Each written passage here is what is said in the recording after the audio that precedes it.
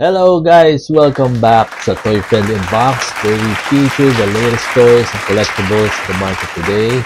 And for today's episode, Ichiban Kuji Mechanics Masterlize Mechanics. Kabaliktad. Ito, fan tayo ng Gundam, di ba? So, ito na naman. Meron na naman tayong RX-78 unboxing and bakit hindi? Napaka-astig yan. So, titingnan natin kung ano yung laman nito. Hindi to model kit, FYI, this is an Ichiban Kuji prize figure. And ito, bubuksan natin to. Pero before anything else, as always, please like, comment, subscribe to our channel, and don't forget to hit the notification bell for announcements on the future unboxing episodes and other fun stuff. And pag meron kayong gustong makita dito sa show natin, huwag kayong mahiya mag-comment and mag-message natin, and we'll try our best to feature that particular product or item para sa inyo. And also, if you want to buy toys like these, meron tayong store, online store, www.facebook.com/toyfriendly. Punta lang kayo doon, give us a message, and browse around.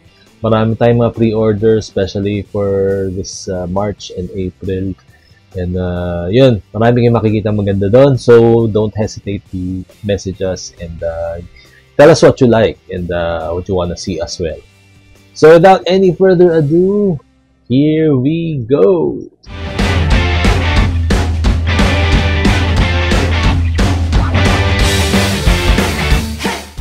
So, hello guys. Ito nga. Ang unbox natin ngayon, this is the RX-78-2 Masterlize Mechanics Ichiban Kuji. And, ito yun. And siguro mga 2 years ago lumabas tong price figure na to.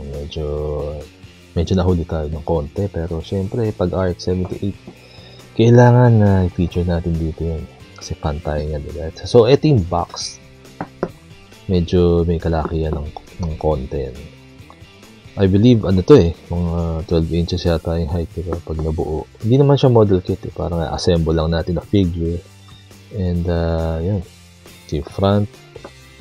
Ito na itsura niya, and with the silhouette nung same figure, naka-silhouette siya. Ito yung sa side. Galing din ng layout, So, at the back, yun din. Pictures niya, front and back. Head, and yun yung backpack na may swords, a bunch of credits, and on the other side ganun din silhouette photo ni RX-78-2 Masterlize Mechanics. Yun sa top, simple lang. So ito yung C figure. So ito yung sa mga bunutan, diba? Sa bunutan, may Ichiban Kuji prize. Ito yung makukuha mo pag nabunot mo yung C na ticket. Pag na-draw ka, ganun yun. Price C. And, yun. Buksan natin to. Tingnan natin kung ano yung loob niya. So, paglabas ng box, ito yung makikita natin kaagad. So, naka-plastic. Gano'n siya. Casing, no? So, yung ulo naka-separate. And, yun. Medyo mabigat-bigat din. Mabigat-bigat din tong figure na to.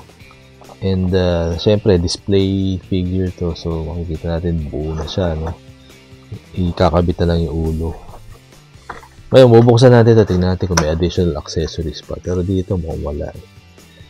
Talagang solid figure lang siya, diba? Pero makikita mo na itsura niya. Yun. So, buksan muna natin to. And, we'll see up close kung ano itsura nitong RX-78-2 Gundam. So, ito na nga guys, nakatayo na siya. Ang inassemble lang talaga dito yung ulo. So, ito, RX-78-2 Ichiban Kuji Masterlize Mechanics. So, makikita nyo, yan, fully painted na siya with all the details. Pati yung mga markings, ang ganda. Kita nyo yung mga lines, no?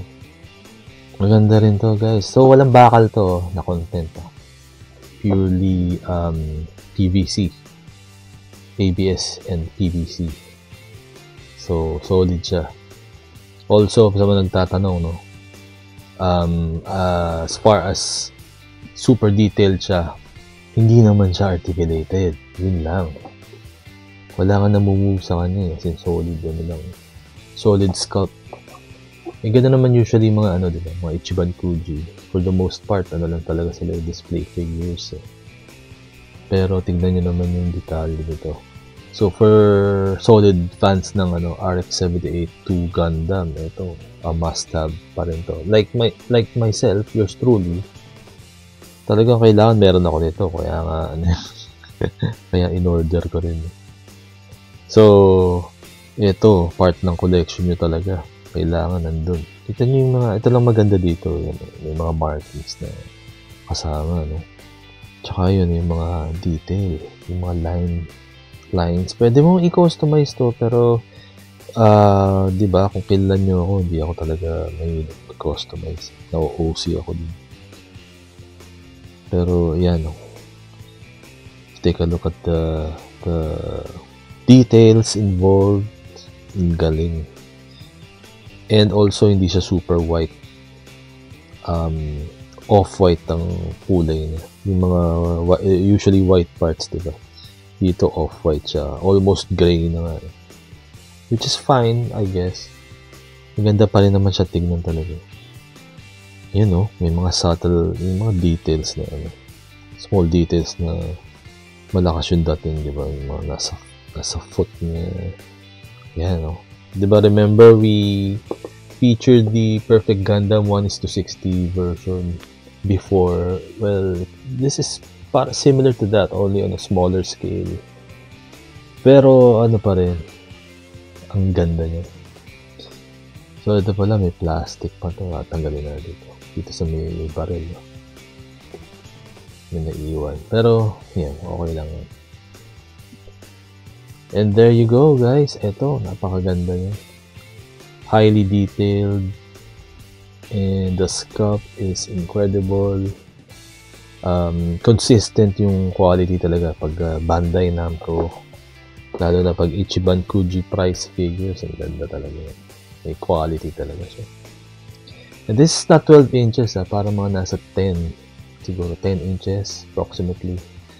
Pero solid siya, guys. Bigat-bigat din. Yun. So, may additional figure na naman tayo para sa glass cabinet. May add natin sa RX-78 2 Gundam collection natin. Yun. So, kung may gusto nito, yun, message nyo na ako. Tingnan natin kung makakuha pa tayo ng stock. Hopefully. Pero, tingin ko, ganito eh. Medyo rare na rin. Pero, tingnan natin. Tingnan natin sa supplier natin. Ayun, and there you have it. This is our quick unboxing and review of the RX-78-2 Ichiban Kuji Masterlice Mechanics Gundam from Bandai Namco and Banpresto. And it's so cool. It's an awesome figure. And there you have it.